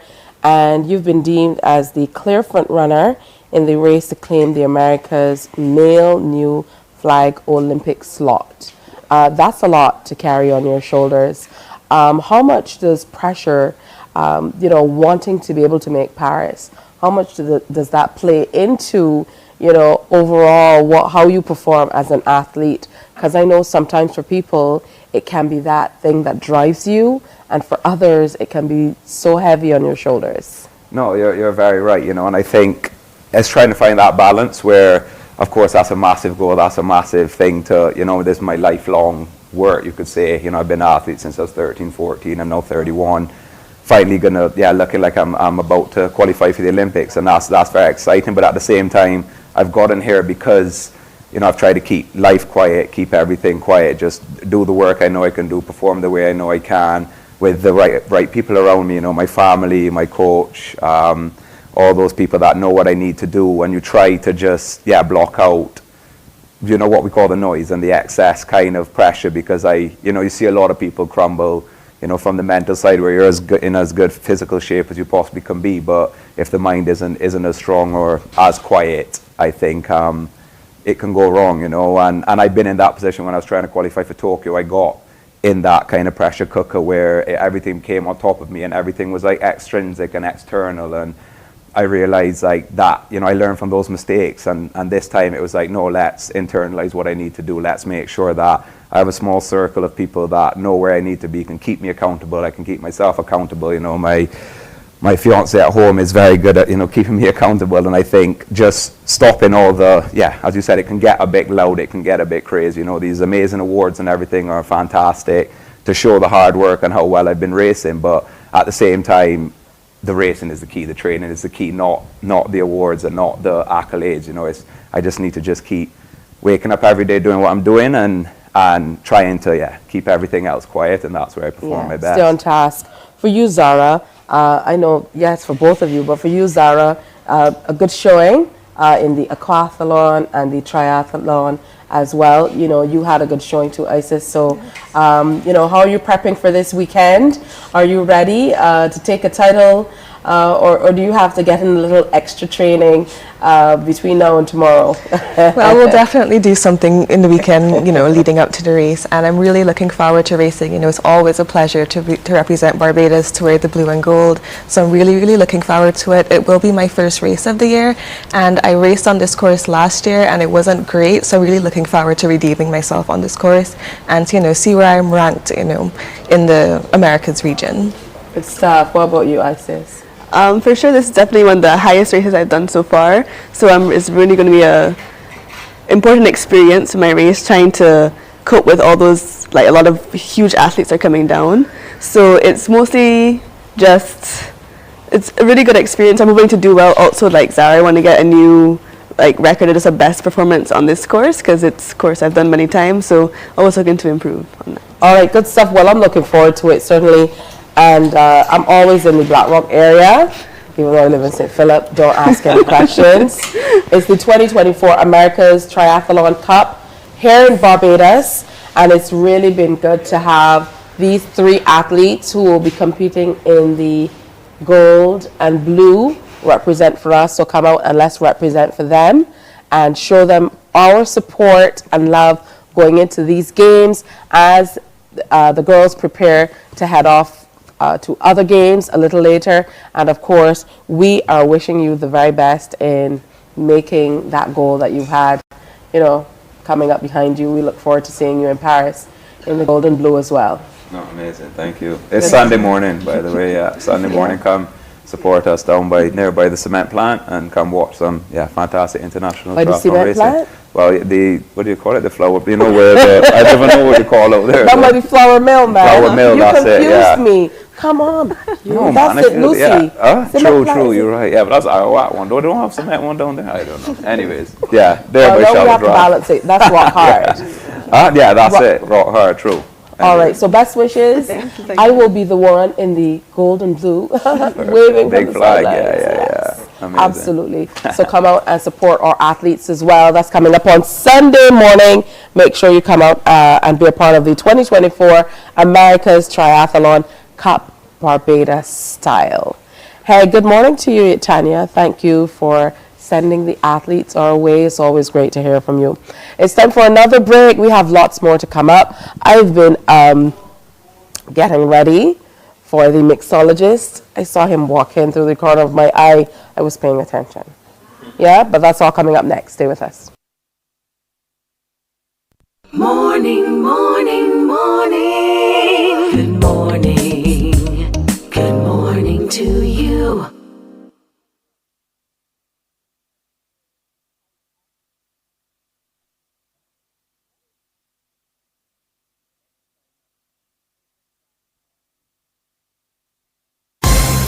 Tune into CBC Newsnight for the NISS Business Report, a comprehensive look at the local, regional, and international business world every Monday, Wednesday, and Friday during CBC Newsnight. Brought to you by the National Insurance and Social Security Service. More than a contribution, it's your lifeline. Every day at 7 p.m., we bring you a comprehensive news package because keeping you informed is our #1 priority. Whether it's local, regional, or international stories, our commitment is to you and keeping you reliably informed. Join us every day at 7 p.m. for CBC Newsnight.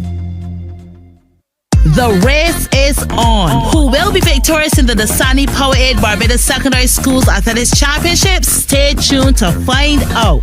Live coverage of the action will be brought to you on this station from March 20th to 22nd. Dasani Powerade BSAC, sponsored by the Student Revolving Loan Fund, Great Health Works, and CG United.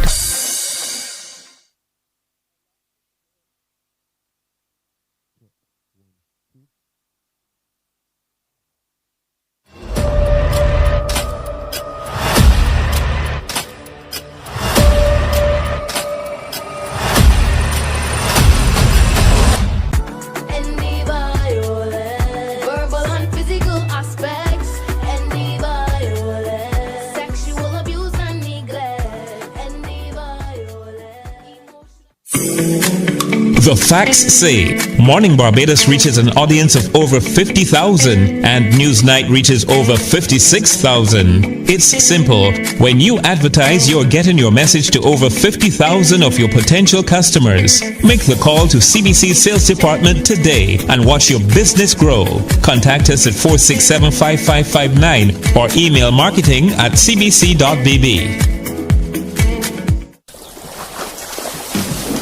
From the beautiful shores of the gem of the Caribbean, Barbados, home of the amazing Harrison's Cave, the tantalizing Oystins Bay Garden, our historic garrison, the indigenous road tennis, and the friendliest people in the world. We are 94.7 FM, the ultimate Bajan experience. School sports is in full swing as the athletes are gearing up for the 2024 Powerade Dasani BSAT Championships. Tune into CBC Sports Night with me, Anmar Goodrich Boyce, this and every Tuesday and Thursday for Athlete in the Spotlight. Sponsored by Powerade, Pause is Power, and Dasani, Live First, Dasani After. Every night, we bring you a complete look at the weather forecast because keeping you safe and informed is our top priority. The CBC Weather Report, brought to you by Ace H&B Hardware, the helpful hardware.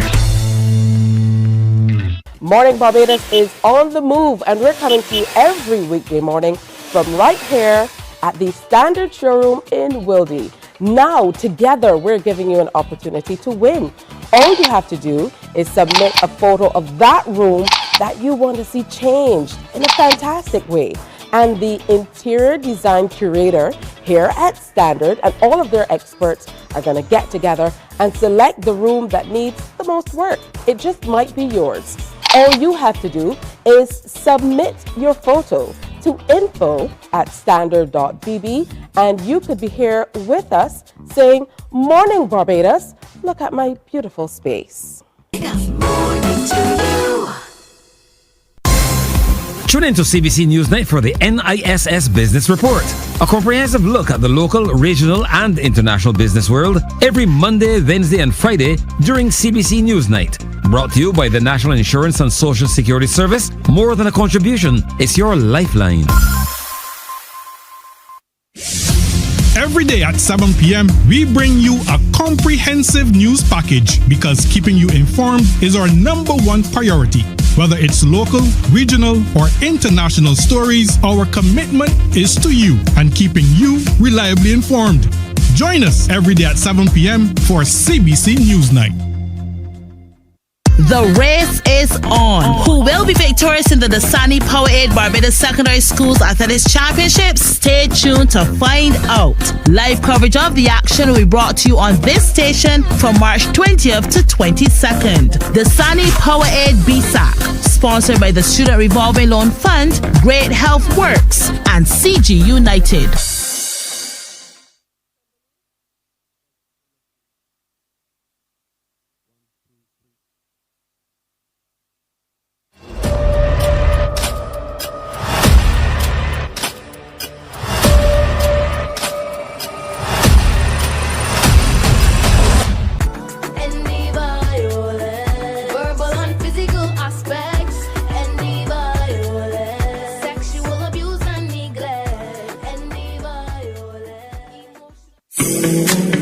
The facts say Morning Barbados reaches an audience of over 50,000 and Newsnight reaches over 56,000. It's simple. When you advertise, you're getting your message to over 50,000 of your potential customers. Make the call to CBC Sales Department today and watch your business grow. Contact us at 467-5559 or email marketing@cbc.bb.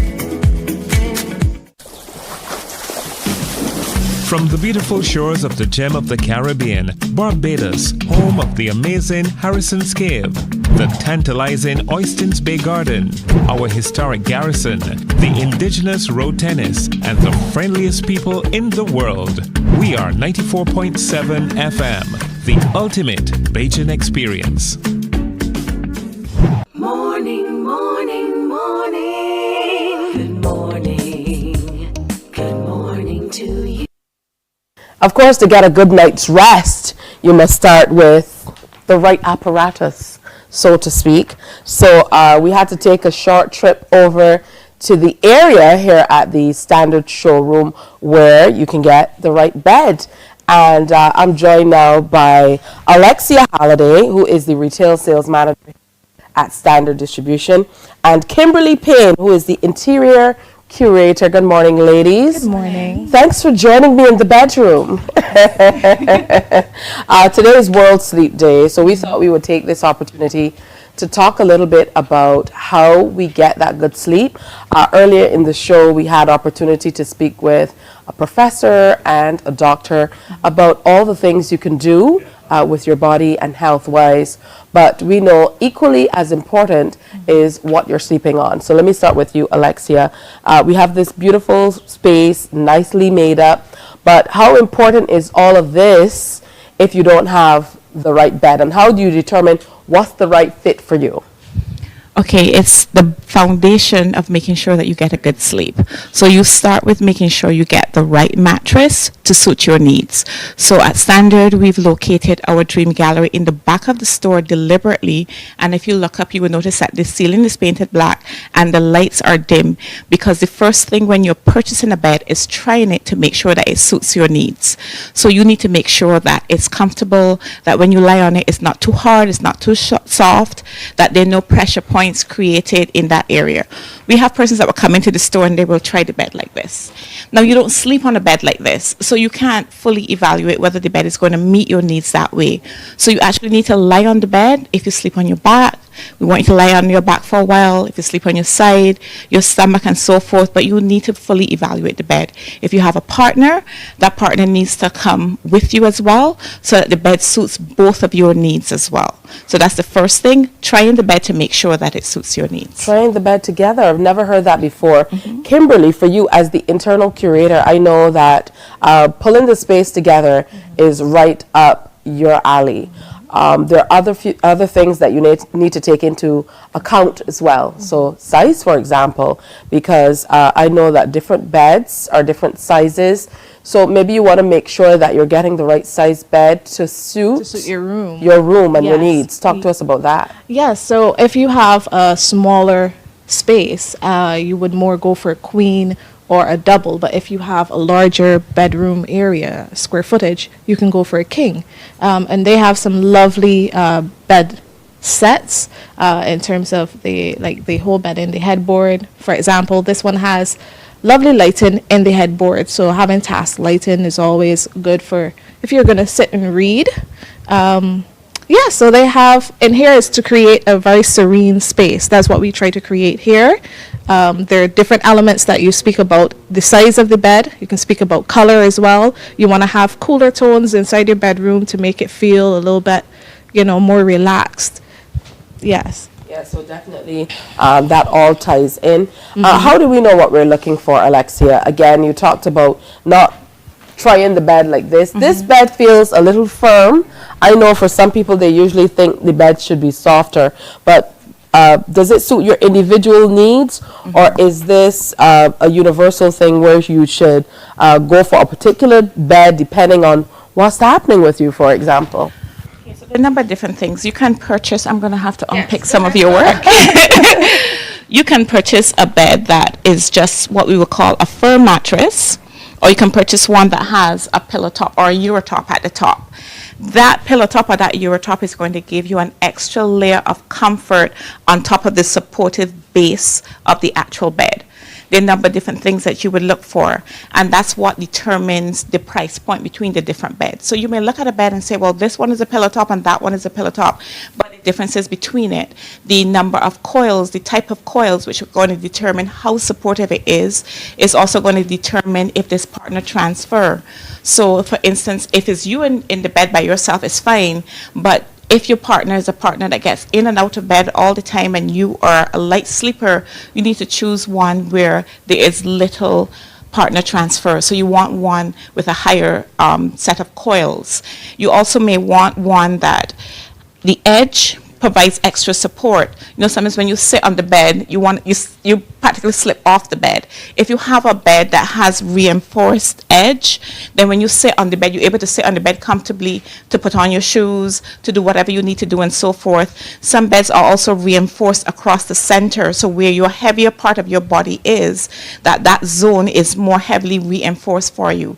Some beds also have a cooling gel, so if you tend to perspire a lot, if your room tends to be hot, you're going to want one that's going to have that cooling gel that's going to help to keep you cool.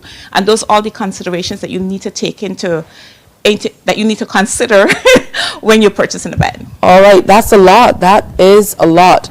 Now I know that you also made up another area for us, Kimberly. So we're going to follow you over. Okay. All right, so this is another option. The first bed would have had some storage at the bottom, which we forgot to show, but creating a serene space, there's certain elements you want. You want to have proper lighting in your room. So you have the lamps. You would have your overhead light or ceiling fan, but then having a second option or a third option of lighting, where I mentioned the previous bed has the lighting inside the headboard, but having lamps at the side, you can turn on your lamp without disturbing your partner. All right. Other options, other things to consider when creating a serene room. Your storage. So storage in the bed. You have your baskets as well that you just want to tidy up. So you might want to prepare to lie down in your bed. You move all your throw pillows because we ladies, we like a lot of decor stuff on the bed and everything. So you can put your pillows inside the storage. Having a seating area so you can put on your shoes and get dressed in the morning. Also having sense of smell, some good scent, so your candles, your diffusers, anything like that you put inside your room. And also florals, bringing that bit of color. So florals can add with different sensory senses that you play on. The sight, so beautiful florals, but then also the scent. So if you decide that you wanted to bring in like real flowers, and you can change them out every so often, you can change them out every week. You can go to any of the floral companies and change them out every week if you like fresh flowers. That's beautiful. I love how the throw pillows, for example, on this bed tie in with your accent chair. With the accent chair. Absolutely. Yes, because this was a part of a suite that it was a white chair and it came with those throw pillows. So you had all of that here at Standard. But this chair, I think it ties in really well. Once you marry the throw pillow with the accent chair, it makes the whole room come together. It makes it cohesive. That's beautiful. Yeah. They all go hand in glove. So like we said, we talked earlier about making sure you get that quality sleep. Yes. And it starts with everything that you talked about, Alexia. Come together a little closer, ladies. It really ties into everything you're able to do with getting the right fit, the mattress that's suitable, and having that aesthetic in the room that lends to that feel of quiet and serenity. As the doctor said, it needs to be dark, it needs to be quiet, and it needs to be cool. And this all lends to that. So don't just take our word for it. You definitely should come on in and check it out. Lots and lots to think about. I never even thought that you would have to bring your partner to decide on which bed. I usually just hey, it's this one, and that's my choice. But maybe we should consider some of those suggestions. Yeah, all that's left to do is for me to try this one. This is a king. I think I might have to make some changes in the very near future. All right, World Sleep Day. Make sure you are sleeping on the right bed. Some of you have not had a new mattress, a new bed for years. Now is the time. And we're going to take a break. When we come back, we get ready to wrap up today's show, this week's show, and share some interesting things for you moving into the weekend. Stay with us. Morning, morning, morning. Good morning. Good morning to you.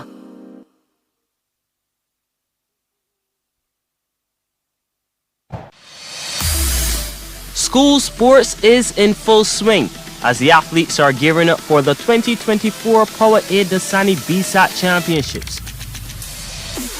Tune into CBC Sports Night with me, Anmar Goodrich Boyce, this and every Tuesday and Thursday for Athlete in the Spotlight. Sponsored by Powerade. Pause is power, and Dasani. Live first, Dasani after. Every night, we bring you a complete look at the weather forecast because keeping you safe and informed is our top priority. The CBC Weather Report, brought to you by Ace H&B Hardware, the helpful hardware. Morning Barbados is on the move, and we're coming to you every weekday morning from right here at the Standard Showroom in Wildey. Now, together, we're giving you an opportunity to win. All you have to do is submit a photo of that room that you want to see changed in a fantastic way. And the interior design curator here at Standard and all of their experts are going to get together and select the room that needs the most work. It just might be yours. All you have to do is submit your photo to info@standard.bb, and you could be here with us saying, "Morning Barbados, look at my beautiful space." Tune in to CBC Newsnight for the NISS Business Report, a comprehensive look at the local, regional, and international business world every Monday, Wednesday, and Friday during CBC Newsnight. Brought to you by the National Insurance and Social Security Service. More than a contribution, it's your lifeline. Every day at 7 p.m., we bring you a comprehensive news package because keeping you informed is our #1 priority. Whether it's local, regional, or international stories, our commitment is to you and keeping you reliably informed. Join us every day at 7 p.m. for CBC Newsnight. The race is on. Who will be victorious in the Dasani Powerade Barbados Secondary Schools Athletics Championships? Stay tuned to find out. Live coverage of the action will be brought to you on this station from March 20th to 22nd. Dasani Powerade BSAC, sponsored by the Student Revolving Loan Fund, Great Health Works, and CG United.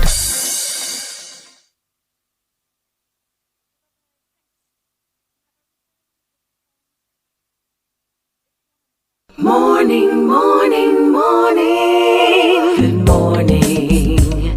Good morning to you. Welcome back. It's time to get you ready for the weekend. Whether you're heading out or doing a little entertaining at home, we want to make sure that you are ready. So from the bedroom, we're now in the kitchen area with Chef Michelle of Smart Meats. Good morning, Chef Michelle. And Lyndon is here as well. We are going to be working fast and furious today. Chef Michelle says she is all beef today. All beef today. The beef. Yeah. So today we have a ribeye steak, which is in the pan and it's being nicely glazed with some garlic butter. And I'm going to take some mushrooms and onions with some potato and broccoli and some beef and do a quick little stir fry here for everyone. All right, well, that sounds good. And what are you making over in that corner? Of course, Lyndon is trade and marketing exec with Bryden's sister company to our friends here at Standard, and he's also a mixologist. So what are you making for us today? Good morning, Barbados. I brought you special gift. Oh, how about that? How does it match up with mine? I think you can't compare, so I need both. So you're going to put my drink in this, yes? I'm going to leave it with you. All right, so pure white Hennessy? At this hour? Yeah. Okay, if you insist. Yeah, so when we talk about pairing, you know, what you're drinking with beef, for example, you know, where do you go? Because traditionally, we would hear of going maybe red, something a little deeper. No, we have versatile, so we know do either fruit pairing, any liqueur pairing. For me, I like either a dry white, maybe a Moscato to pair off my steak. Okay. It does not have to be a red. The tradition has gone. I'm sorry.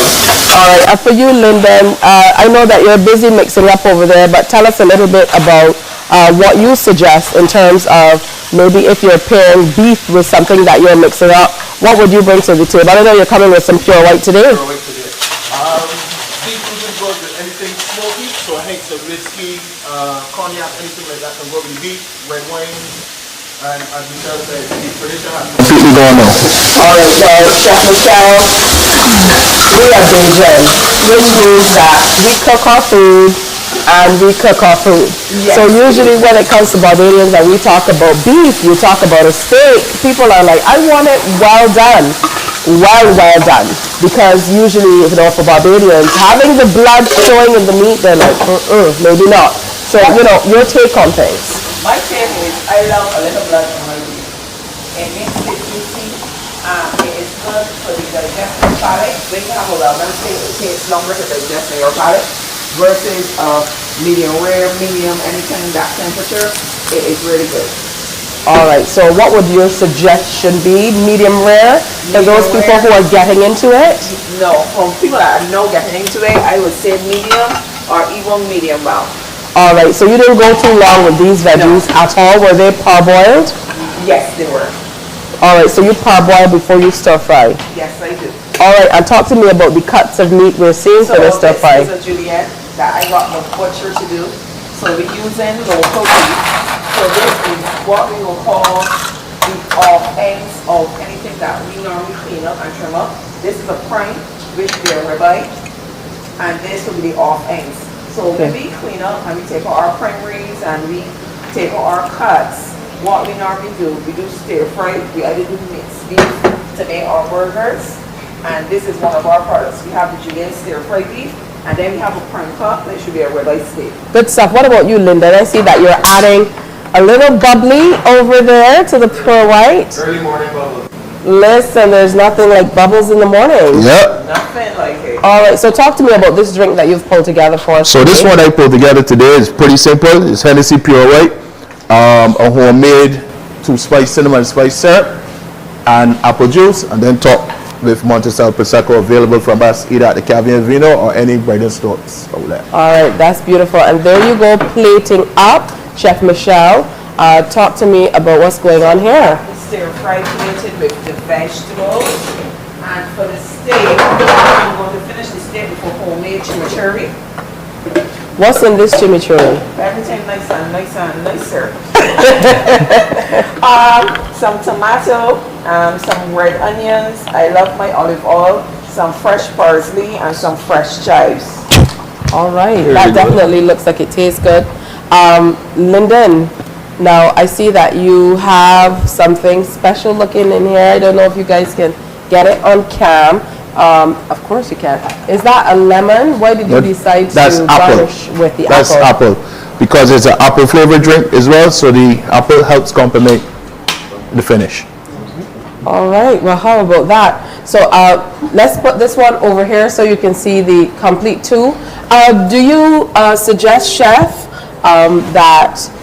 what do you suggest rather that you have with your ribeye? With your ribeye? Well, normally I either do home fried potatoes or a mash to complement my ribeye. Okay, so just a simple mash, but this has to be the star of the show. Yes, it has. And what does the chimichurri do for the chimichurri actually enhances the flavor of the meat, and it gives it a finish that is a wow factor for me. I think every steak must have a little chimichurri in it. All right, and again, the drink we're pairing today is a Pure White. Pure White. Cinnamon and spice syrup, and apple juice topped with Monticello Prosecco. Listen, Lyndon, you and these drinks will get me in trouble. Because this tastes like, a breakfast juice. Yes, and a little sizzle. No, you ain't seen the alcohol that's going to creep up later. Oh my goodness, I feel flushed. No, I don't. But I can see how they can pair well together. So again, thank you for working together to whip this up. Great ideas for the weekend. Always wonderful to have friends and family over and prepare your meals at home. Remember, when you do that, you know exactly what's going into your meals. We want to get people in the school of thought that you definitely are moving in a healthier direction. And it doesn't mean cutting out everything you like. It just means being aware of what you're putting into your meals. And so when you prepare meals in this way, they're beautiful to look at, they're great to eat, but they're healthy for the bodies as well. So we came out in our green and we represented with the broccoli and the chimichurri as we acknowledge today as the day that we bring some awareness to glaucoma. We also want to shout out to those who celebrated World Kidney Awareness Day yesterday, and today is World Sleep Day, so make sure you get some rest over the weekend. Wear your smiles. Do something good for somebody, and come on back to Morning Barbados. We'll still be here at Standard, celebrating 1 month of this partnership on Monday. So have a good weekend. See you on Monday. Bye-bye. Bye-bye. Bye. I think Wake up, wake up, wake up, wake up. Barbados, get up. Good morning, Barbados, good morning to you. Good morning, morning, morning, morning. Good morning to you. Good morning, morning, Barbados, good morning. Good morning to you. Good morning, morning, Barbados, good morning. Wake up, wake up, wake up. Morning to you. Wait until